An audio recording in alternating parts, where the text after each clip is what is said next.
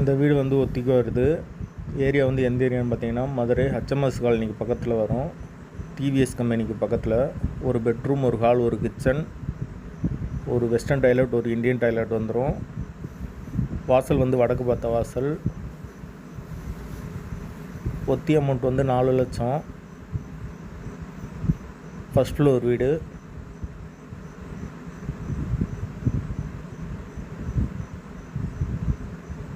யாருக்கு விருப்பம் இருக்கோ அவங்க கால் பண்ணுங்கள். பெட்ரோல் சார்ஜ் 100 ரூபா வரும். கமிஷன் வந்து 2% வாங்குவோம்.